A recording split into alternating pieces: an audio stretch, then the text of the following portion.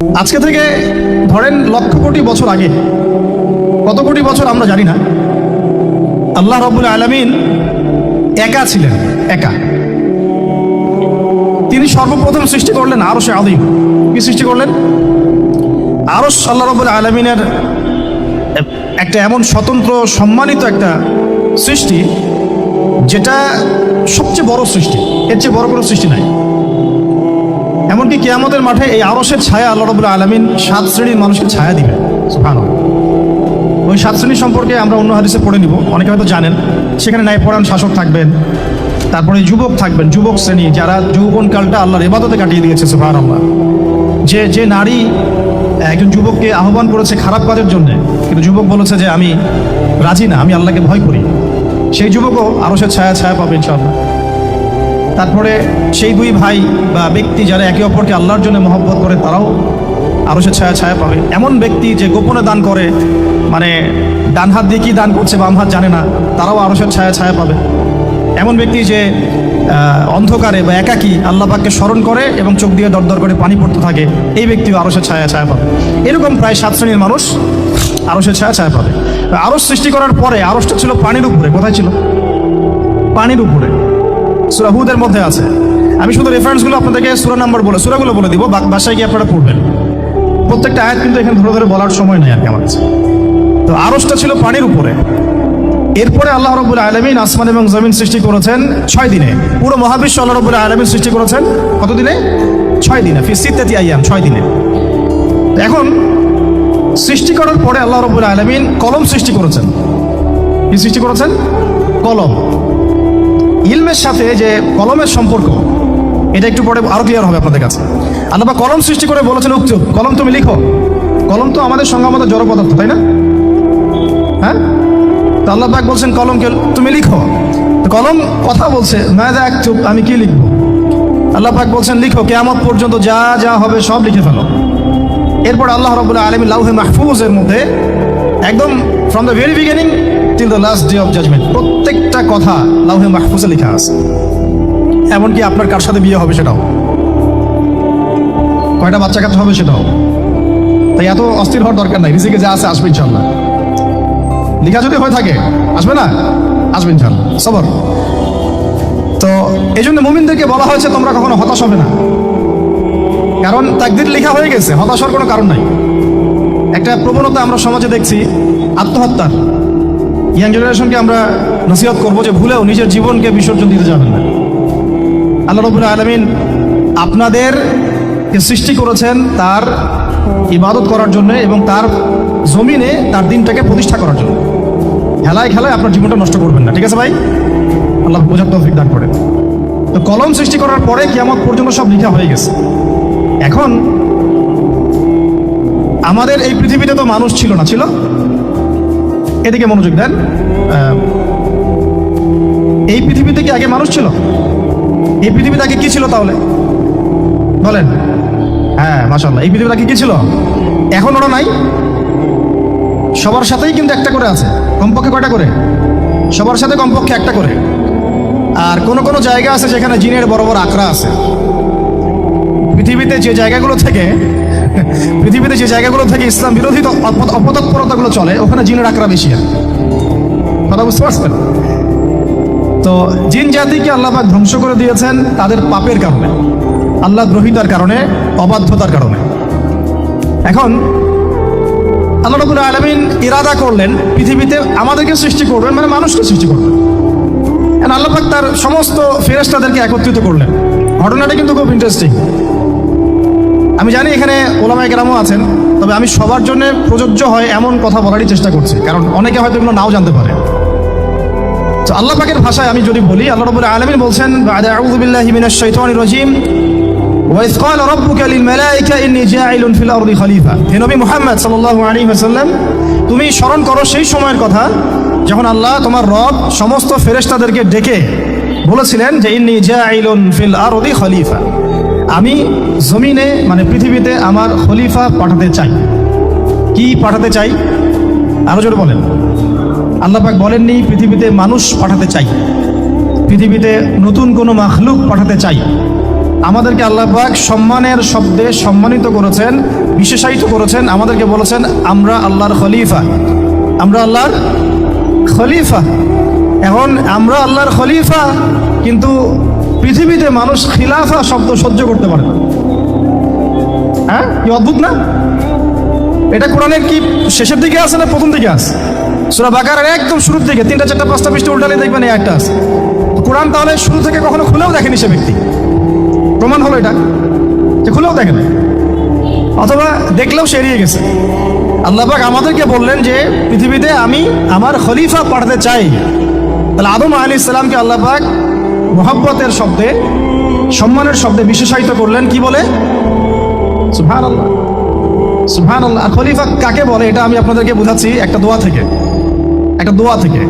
এই যে গাড়িতে করে আমরা বাসা থেকে আসলাম বা যখন কোনো সফরে যাই, আমরা একটা দোয়া পড়ি, সুবহানাল্লাযী সাখখারা লানা হাযা ওয়া মা কুন্না লাহু মুকরিনিন ওয়া ইন্না ইলা রাব্বিনা লামুনকালিবুন। এতটুকু তো পড়ি নাকি? বা এগুলো পড়তে হবে? ওই মানে এসেছি শুধু লেকচার শোনার জন্য না, ছবি তোলার জন্য না। আজকে জীবনটা পরিবর্তন করার নিয়ত করে যাইতে হবে, ঠিক আছে ভাই? বই প্রকাশ করা, ছাপানো, বিক্রি করা, লেখা, এর চেয়ে বড় কথা আমার জীবনটা ইলমের আলোয় আলোকিত করা। আমি বই লিখলাম ধরেন একটা, আমার মধ্যে সেই আমল নাই, লাভ নাই। লাভ আছে? আমি বই ছাপাইছি 100, 200, 500, 1000, আমি নিজেই আমল করি না, হবে? আগে আমল, আমল জরুরি। ইলমের সাথে আমলটা খুব বেশি জরুরি। আলেম তাকেই বলা হয় যে ইলম অনুযায়ী আমল করে। তাহলে আল্লাহ পাক বলেন লিমা তাকুলুনা মা লা তাফআলুন, তোমরা এমন কাজ, এমন কথা কেন বলো যে আমল নিজেরাই করো না? কাবুরা মাকতান ইনদাল্লাহ আন তাকুলু মা লা তাফআলুন, আল্লাহর কাছে সবচেয়ে গর্হিত একটা অপরাধ, তোমরা একটা কথা বলবা কিন্তু আমল করবে না। তো দোয়াটা মুখস্থ করবেন। এই দোয়ার নিচে একটা অংশ আছে, আল্লাহুম্মা আনতা সাহিবু বিস সাফারি। আমার কথাটা শুনেন, খলিফার অর্থটা বুঝেন। অনেকে তো অনেকভাবে ব্যাখ্যা করে আর কি। আল্লাহুম্মা আনতা সাহিবু ফিস সাফারি, আল্লাহ তুমি এই সফরে আমার সাথী। সফরে বের হওয়ার সময় দোয়া পড়ছি আমরা, আল্লাহুম্মা আনতা সাহিবু ফিস সাফারি, আল্লাহ তুমি এই সফরে আমার সাথী। ওয়াল খলিফাতু ফিল আহলি ওয়া মালি, আল্লাহ আমি তো বাসায় নাই, আমার বাসার আহাল মালের খলিফা হচ্ছে তুমি আল্লাহ। তাহলে খলিফা শব্দ দিয়ে কি বুঝলেন? আল্লাহ আমার বাসার আহাল মালের খলিফা মানে কি? আমার স্থলাভিষিক্ত তুমি আল্লাহ। আমি ওখানে নাই বাসায়, আমি সফরে বের হয়ে গেছি। আমার স্ত্রী, আমার সন্তান, আমার মাল, আমার জান, এইগুলোর দায়িত্ব তোমার, তুমি খলিফা। কত চমৎকার দোয়া। তাহলে পৃথিবীতে আমি আমার খলিফা পাঠাতে চাচ্ছি, তার অর্থ কি? আল্লাহ রাব্বুল আলামিন এই পৃথিবীতে আমাদেরকে তার প্রতিনিধি বানিয়েছেন। সুবহানাল্লাহ, সুবহানাল্লাহ। তাহলে আমরা নিজেদের আত্মপরিচয় ভুলে গেলাম যে আমরা আল্লাহর প্রতিনিধি পৃথিবীতে, তাই না? আমরা এখন আব্রাহাম লিঙ্কনের পূজা করতেছি। আব্রাহাম লিঙ্কনের পূজা তো বুঝেন না আপনারা, এটা হচ্ছে ওই যে সকল ডেমোক্রেসির পূজা। আল্লাহ পাক বলছেন ওয়াল্লামা আদামাল আসমাআ কুল্লাহা, আল্লাহ বলছেন আমি আদমকে এই মহাবিশ্বের যত নাম আছে, নাম, নাউন্স, ইসম, সব শিক্ষা দিয়েছি। সুবহানাল্লাহ। এই মহাবিশ্বের যত নাউন্স, নাম, এখানে ইসম শব্দের অর্থ কিন্তু জ্ঞান। ইসম মানে কি? এখানে জ্ঞান। মহাবিশ্বের যে জ্ঞানগুলো আছে, এই জ্ঞানগুলো আল্লাহ পাক আমাদের আদি পিতাকে শিক্ষা দিয়েছেন। আমাদের আদি পিতাকে আল্লাহ নিজে শিক্ষা দিয়েছেন। সৃষ্টিগতভাবে আমরা জ্ঞানী ছিলাম না, আল্লাহ পাক আমাদেরকে জ্ঞান শিক্ষা দিয়েছেন। আমরা ফিলোসফির বইগুলো খুললে দেখবেন ওখানে বুদ্ধিবাদ নামে একটা মতবাদ আছে। মানে তারা বলে যে মানুষ সৃষ্টিগতভাবেই একজন বুদ্ধিদীপ্ত প্রাণী। এটা ভুল কনসেপ্ট। সৃষ্টিগতভাবে আমাদের মধ্যে জ্ঞান ছিল না, আল্লাহ পাক আমাদেরকে জ্ঞান শিক্ষা দিয়েছেন। কথা বুঝতে পারছেন? একটা মতবাদ তাদের আছে অভিজ্ঞতাবাদ, মানে মানুষ অভিজ্ঞতা থেকেই শিখে। আরেকটা আছে সমন্বয় মতবাদ, আপনারা তো এগুলো অনেকে পড়েছেন হয়তো। এর বাইরে যে একটা মতবাদ আছে যে আল্লাহর পক্ষ থেকে ওহী ভিত্তিক মানুষ জ্ঞান শিখে, এই মতবাদ কোনো দার্শনিকের বইয়ে স্থান পেল না। কি আফসোস, কি আফসোস। অথচ মুসলিম ঘরে দার্শনিক তারা। আমরাও পড়েছি ভাই 4 বছর এই কারণে গেলে। কি আফসোস, আল্লাহ পাকের ওহীর পক্ষ থেকে যে জ্ঞান আসতে পারে এইটা কনসেপ্টই নাই। অথচ এখানে কোরআনে আল্লাহ পাক বলছেন ওয়াল্লামা আদামাল আসমাআ কুল্লাহা, আমি আল্লাহ আদমকে সমস্ত নাম শিক্ষা দিয়েছি। সুবহানাল্লাহ। এরপরে এই যে জ্ঞান আদম আলাইহিস সালামকে আল্লাহ পাক শিক্ষা দিলেন, এর ফলশ্রুতিতেই আল্লাহ পাক বললেন যে ওয়াইয কুলনা লিল মালাইকা উসজুদু লি আদম, হে ফেরেশতারা তোমরা এখন আদমকে সিজদা করো। কি ফেরেশতাদেরকে দিয়ে আল্লাহ পাক আমাদের পিতাকে সিজদা করালেন কিসের মানদণ্ডে? কিসের কারণে?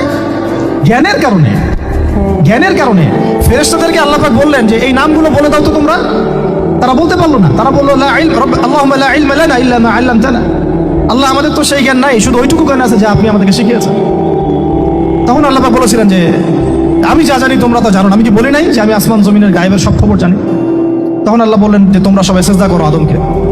তাহলে আমাদের পিতাকে খলিফা করা হলো, জ্ঞান শেখানো হলো, আল্লাহ পাক নিজে শেখালেন, ফেরেশতার মণ্ডলীদের দিয়ে সেজদা পর্যন্ত করালেন। কিসের মানদণ্ডে? আরো আসতে বলেন, জ্ঞানের মানদণ্ডে। এখন যদি আমরা একটু প্রশ্ন ছুড়ে দেই নিজ নিজ বিবেকে, আমরা কি সেই ওহীর 10টা সূরাও শিখেছি? 10টা পারা কি পড়া হয়েছে কখনো? 10টা সূরারও কি অর্থ জানি? অনেকে তো 10টা আয়াতের অর্থ জানি। আমরা কি সেই ওহীর 10টা হাদিস শিখেছি? তাহলে আমরা কোথায় সম্মান খুঁজতেছি? পশ্চিমাদের কাছে? বলেন। সত্যি সবচেয়ে আফসোস লাগে আমার একটা জিনিস, যে মুসলিমরা আমরা এখন আমাদের আত্মপরিচয় ভুলে যাচ্ছি, আর আল্লাহ পাক আমাদেরকে যেখানে সম্মান রেখেছেন ওইখানে সম্মান না খুঁজে আমরা অন্যের দাসত্বের সম্মান খুঁজতেছি। আল্লাহ আমাদেরকে বোঝার তৌফিক দান করে। এটা অজ্ঞতার কারণে হচ্ছে। আমাদের কাজ তাদেরকে সচেতন করা বা তাদেরকে মেসেজ পৌঁছে দেওয়া। আমরা উগ্র পন্থা অবলম্বন করব, আমরা হিকমার সাথে প্রজ্ঞার সাথে মানুষকে বোঝানোর চেষ্টা করব, এগুলো বোঝানোর অংশ। এখন আচ্ছা, একটা কথা আপনাদেরকে বলি, একটা কথা আমি মাঝখানে মিস হয়ে গেছে। এই যে আল্লাহ পাক আমাদেরকে খলিফা করে পাঠিয়েছেন, খলিফার কাজ কি? প্রশ্ন না? আমাদের কাজ কি তাহলে? এই কাজটা আল্লাহ পাক আবার ব্যাখ্যা করেছেন সূরা সদের মধ্যে। কোন সূরায়? সূরা সদ।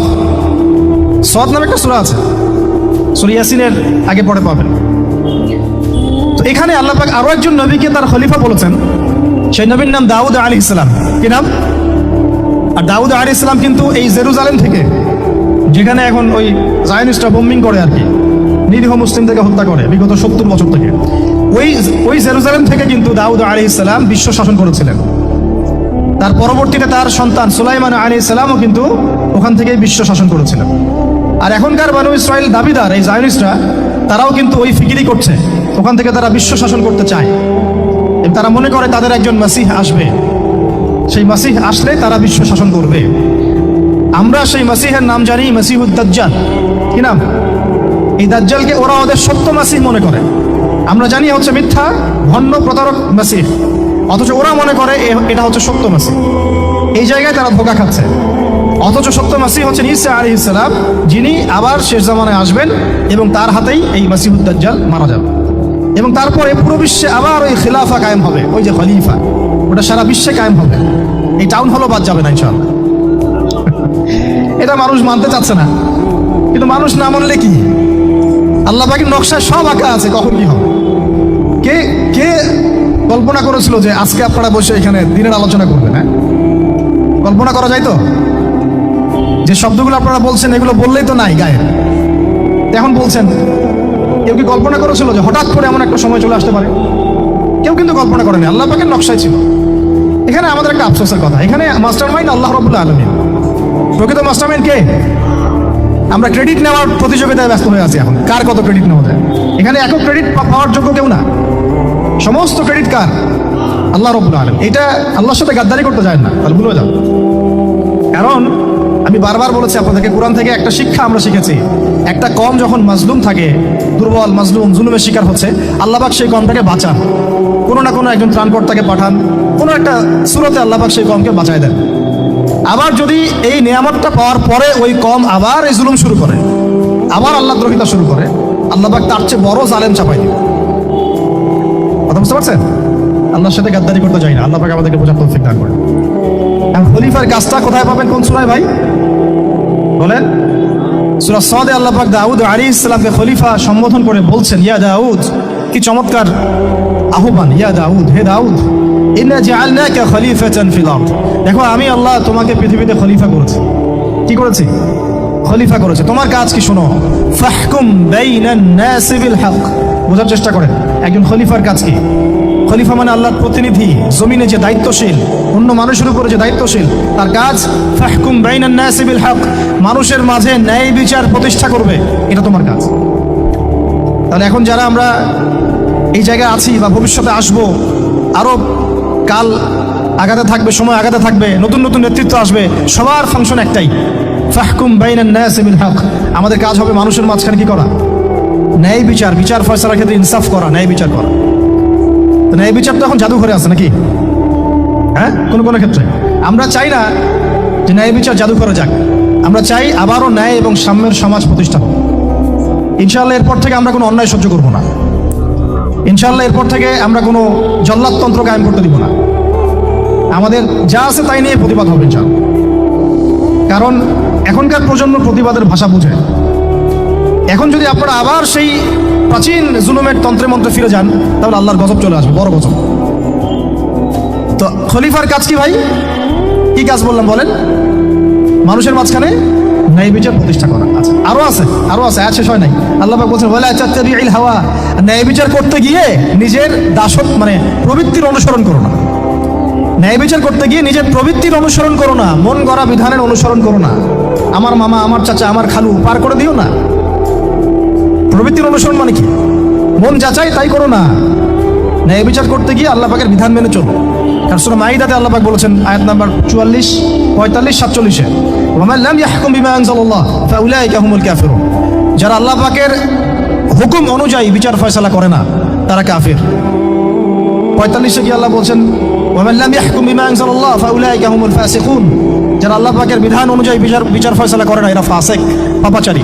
47 নম্বর আয়াতে কি আবার বলছেন ওয়া মান লাম ইয়াহকুম বিমা আনজালাল্লাহ ফাউলাইকা হুমুজ জালিমুন। যারা আল্লাহর হুকুম বিধান অনুযায়ী বিচার ফয়সালা করে না, এরা জালেম।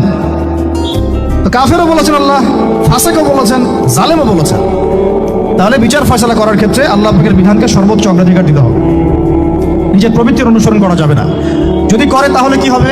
ইউদিল্লাকা আন সাবিলিল্লাহ, তাহলে এটা তোমাকে আল্লাহর রাস্তা থেকে সরাই নিয়ে যাবে। এর ফলে কি হবে? জেনে রাখো ইন্নাল্লাযীনা ইউদিল্লুনা আন সাবিলিল্লাহ লাহুম আযাবুন শাদীদ বিমা নাসু ইয়াউমাল হিসাব। এটা পরে দেয় নিশ্চয়ই যারা আল্লাহ পাকের সরল পথ থেকে বিচ্যুত হয়ে গেছে, তাদের জন্য কাল কিয়ামতের মাঠে আছে আযাবুন শাদীদ, মানে কঠিন কঠিন যন্ত্রণাদায়ক শাস্তি। এই কারণে যে তারা কিয়ামতের দিনটাকে ভুলে গিয়েছে। শাদীদ এর অর্থটা কি এটা বোঝার জন্য আপনাকে সূরা হাদীদ পড়তে হবে। কোন সূরা? আসলে কোরআনের আয়াতগুলো হচ্ছে আকাশের তারার মতো। তারা দেখবেন আকাশের, তারা দেখাও সুন্নত। ইসলাম তো রসকসহীন ধর্ম না রে ভাই, সবকিছুই আছে এখানে। আসলে আমরা জানি না বলে আমরা মনে করি যে এখানে কোনো বিনোদনই নাই, তাই না? এই গান বাজনা না করলে কি হয়, মন শান্তি হয়, এরকম একটা ভাব। যদি আপনি কোরআনের ভিতর ঢুকে যান, আপনার হৃদয়ে এমন নূর আসবে, এমন তৃপ্তি আসবে যে ওগুলো আপনার শুনতে ইচ্ছা করবে না। আপনি কান বন্ধ করে ফেলবেন, নিজেই বলতেই হবে না। এখন কিছু নতুন ইসলামিস্ট আসছে, তারা এগুলোকে ইসলামের অন্তর্ভুক্ত বলে মনে করার দাবি করতেছে। যেগুলো এগুলো তো নিষেধ নাই, এগুলো তো নিষেধ করা হয় নাই। কতটুকু জানেন ইসলাম সম্পর্কে? না জেনে কেন কথা বলেন? নবী সাল্লাল্লাহু আলাইহি ওয়াসাল্লাম রাস্তা দিয়ে হাঁটছেন, ওই সময় তো অনেক পূজা অর্চনা ইত্যাদি হতো মক্কায়। তো এখানে ঢাক ঢোলের শব্দ আসছে। নবী সাল্লাল্লাহু আলাইহি ওয়াসাল্লাম নিজের 2 আঙ্গুল কানের মধ্যে ঢুকিয়ে দিলেন, দিয়ে পাশে একজন সাহাবী